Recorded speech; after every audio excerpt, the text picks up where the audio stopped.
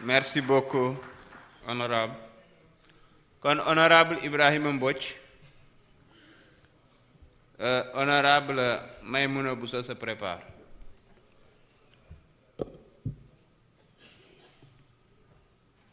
Bonjour, Monsieur le Président de l'Assemblée nationale,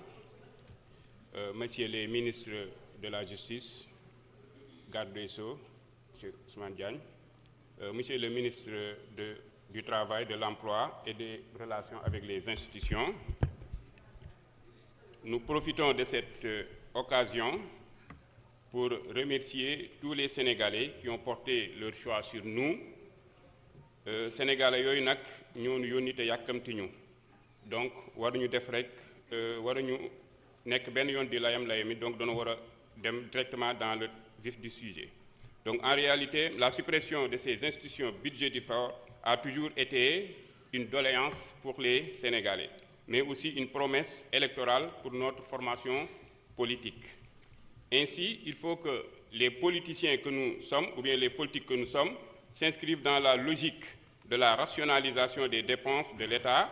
et nous devons également nous départir du clientélisme politique. Les fonds de l'État ne sont pas là pour nourrir les politiciens, mais plutôt pour améliorer les conditions de vie des Sénégalais, notamment ceux qui vivent dans le monde rural, qui manquent de tout. J'ose espérer qu'une bonne partie de ces 15 milliards émanant de ces deux institutions budgétivores seront réorientés dans les secteurs clés suivants. Réduction de la pauvreté et création d'emplois. Adduction en eau potable et électrification rurale. Mise en place d'infrastructures scolaires, éducatives, sanitaires et sportives. Mais également dans le secteur primaire pour booster l'agriculture et l'élevage à travers des aménagements agro-silvo-pastoraux, mais aussi dans le secteur de la pêche. Donc tout ceci nous permettrait, dans un proche avenir, d'aller vers ce qu'on appelle la souveraineté alimentaire.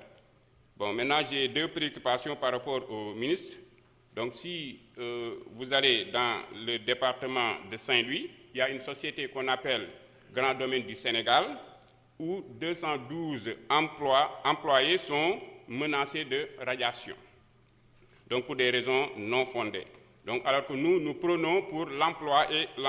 l'employabilité des jeunes et des femmes. Donc il faut venir en aide à ces populations-là. Deuxième interpellation, dans les communes rurales du département de Dagana, comme par exemple commune de Mbane, Nit, Ronk et Diama, donc les sociétés agro-industrielles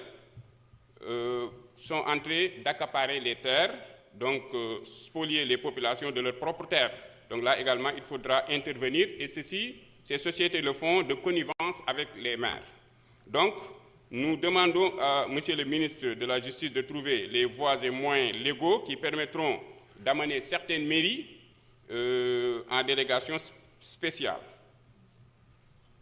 Et également de trouver des voies et moyens légaux pour permettre de sécuriser le foncier sénégalais, surtout dans le monde rural. Chers collègues, donc, maye xaalis, donc jàngal nit ki sénégalais nu ñuy nappee moom moo ko gën. Donc ces institutions budgétivores qui n'ont aucune vocation d'améliorer les conditions de vie des Sénégalais, donc nous demandons à ce que l'on vote pour ce projet de loi de la suppression du HCCT et du Conseil économique, social et environnemental. Donc sur ce, nous remercions le président de la République et son Premier ministre pour avoir tenu leur promesse de la suppression de ces deux institutions budgétivores. Donc je vous remercie. Merci. Jërëjëf, honorable Ibrahima Mbodj. Honorable Maïmouna Bousso, vous avez la parole. Honorable Amin Ndiaye, mën nga waajal.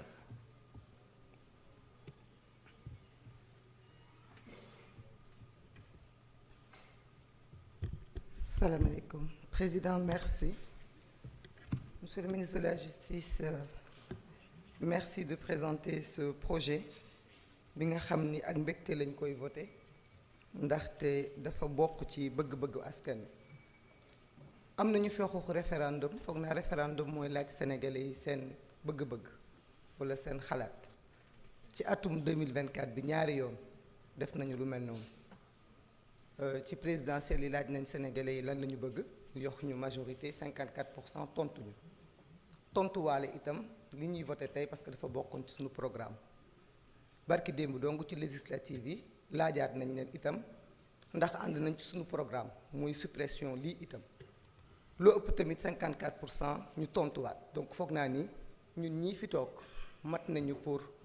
supprimer lii nga xam ni moom mooy institution yi nga xam ni sénégalais yi seen bëgg-bëgg mooy ñu jëlee ko fi donc dinaa ko voté ñaan yàlla itam vote bi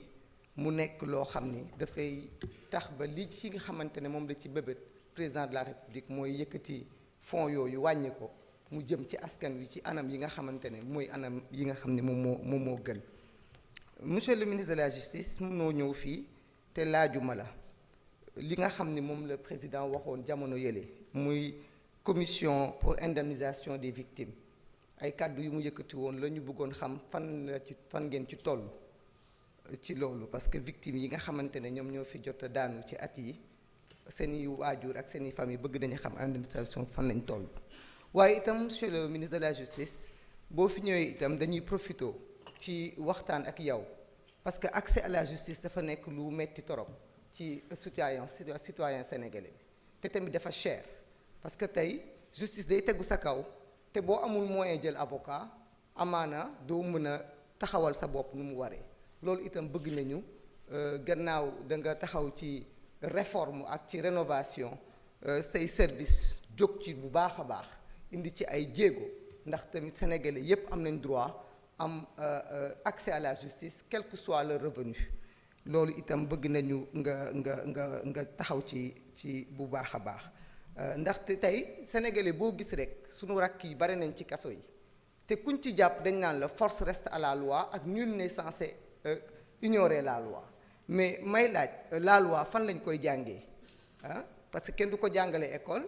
kenn du ko jàngale ci daara yi kenn du ko jàngale fenn donc naka la sénégalais bi mu nee xam loi bu fekkee loi bu dalee ci kawam dañ naan ko nul n'est censé ignorer la loi donc foog naa ni war ngaa mën yow ak les services nekk ci éducation ak ñeneen fexe ba loi bi accès à la loi mu nekk lu yomb ba sénégalais bu nekk xam àq ak yelleefam parce que boo xamee sa àq ak yelleef ci ngay mën a éviter délit yi ci ngay mën a éviter yenn yi parce que la plupart ñi ñuy jàpp dañu naan xamuma ko woon te kan moo leen koy xamal ak naka lañ koy xamalee loolu foog naa war na bokk ci réforme yi nga xam ne sa ministère war na ko indi ndaxte nag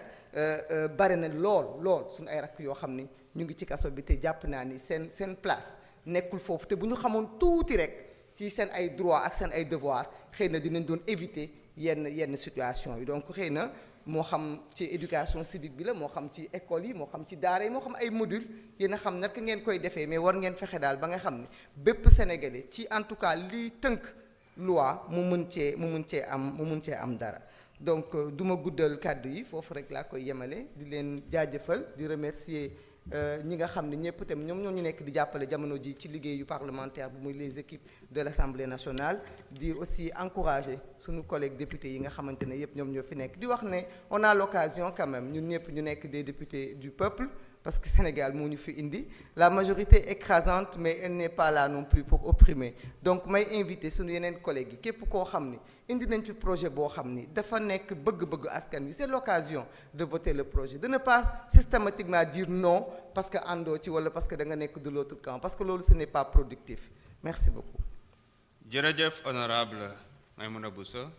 Honorable Ami Ndiaye, vous avez la parole. Honorable Daba Wagnan, vous pouvez vous préparer.